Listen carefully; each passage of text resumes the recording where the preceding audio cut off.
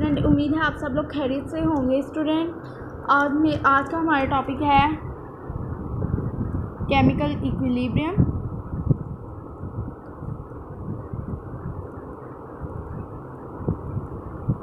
ये क्लास 10 का है, चैप्टर 1 है केमिस्ट्री का। ठीक है स्टूडेंट, तो ये चैप्टर आपने अच्छी तरह से समझना है। वैसे भी 9th में भी बहुत सारे बच्चों की इस दफ़ा केमिस्ट्री में बहुत सारे बच्चे फेल हो चुके हैं, सप्लियाँ आ चुकी हैं, तो लिहाजा आप 10 में लाजमी अच्छी तरह से समझ लें। और इंशाल्लाह ताला मैं आपको इसके बाद 9 की भी तैयारी करवा दूँगी, सप्ली की भी। ठीक है, तो अपना टॉपिक स्टार्ट करने से पहले मेरे चैनल को लाइक करें, सब्सक्राइब करें, कमेंट करें एंड शेयर करना बिल्कुल मत भूलिएगा। स्टूडेंट्स, अगर आप लोग मुझे कमेंट करके बताएंगे कि आप लोगों को कौन सा सब्जेक्ट डिफ़िकल्ट लगता है, तो वही मैं आपको समझाऊंगी। इंशाल्लाह ताला मुझसे जहाँ तक हो सका मैं आपकी मदद ज़रूर करूँगी। बाकी अल्लाह ताला आपको कामयाब करे। चलें स्टूडेंट, केमिकल इक्विलिब्रियम पहले मैं आपको ये समझा दूँ कि बेसिकली केमिकल इक्विलिब्रियम है क्या। तो when the rate of forward reaction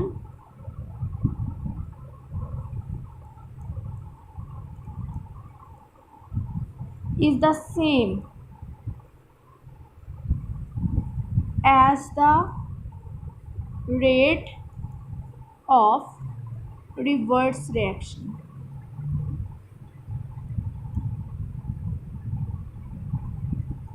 The composition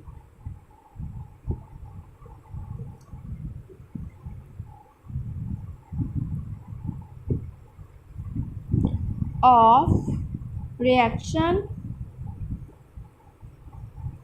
mixture remains constant,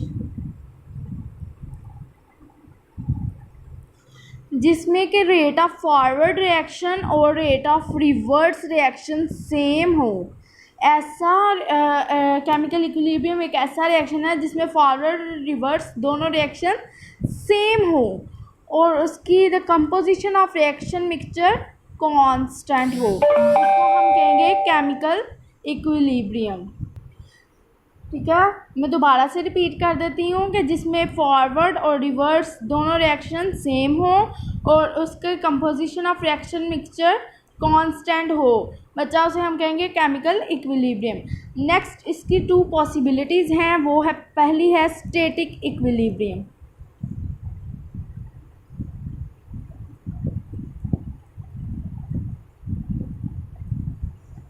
static equilibrium basically है क्या? When reaction cases to proceed, that is called static equilibrium। अब ये क्या, इसकी एग्जांपल मैं आपको बताती हूँ। इसकी बेसिकली एग्जांपल क्या है। A building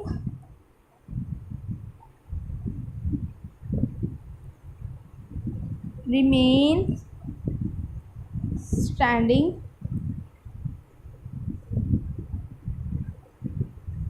rather than falling down because all the forces acting on it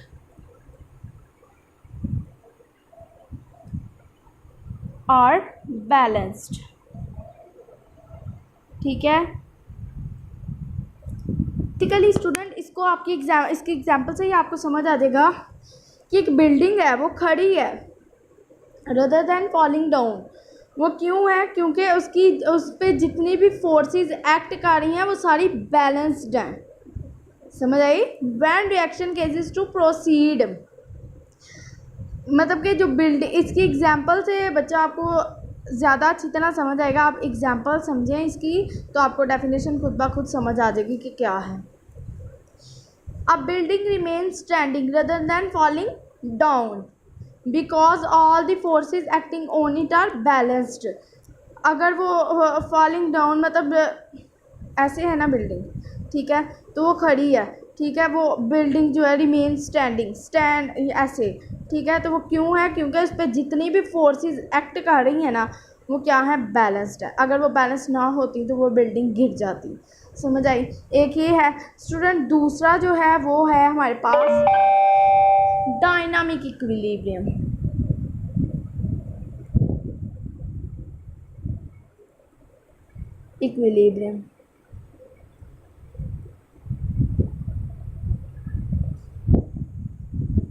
when reaction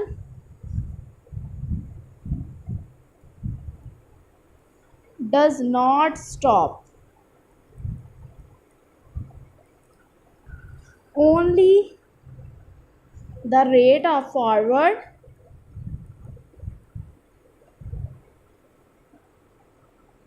and reverse reaction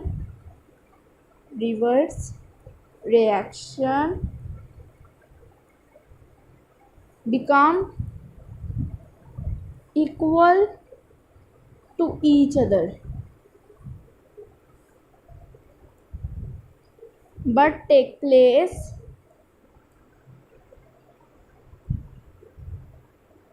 in opposite direction.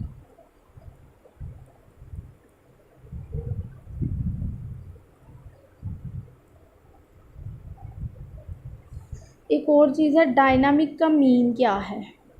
Dynamic means reaction is still continuing.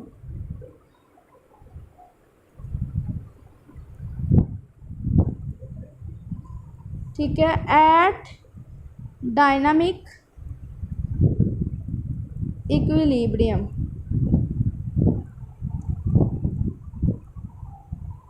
state,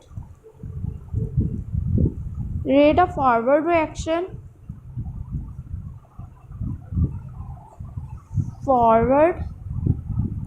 reaction is equal to rate of reverse reaction. Basically ये topic बहुत important है और ये long question भी आता है। इसका आगे 7 वाला पार्ट भी है, वो मैं बाद में करवाती हूँ, इसलिए मैं पहले ये करवा रही थी क्योंकि बच्चा केमिकल इक्विलिब्रियम हमारे चैप्टर का नाम ही था, और जब तक आपको ये ना पता होगा केमिकल इक्विलिब्रियम क्या है तो मैं आपको कैसे पढ़ाती, इसलिए मैं स्टार्ट यहाँ से करवा रही हूँ। डायनामिक इक्विलिब्रियम वो है जिसमें कि रिएक्शन स्टॉप नहीं होता, सिर्फ रेट ऑफ फॉरवर्ड और रिवर्स रिएक्शन इसमें इक्वल होते हैं, इक्वल टू ईच अदर, एक दूसरे के, लेकिन ये एक दूसरे की अपोजिट डायरेक्शन पे काम कर रहे होते हैं। रेट ऑफ फॉरवर्ड और रिवर्स रिएक्शन एक दूसरे की अपोजिट डायरेक्शन पे बच्चा काम करते हैं। उसके बाद डायनामिक मीन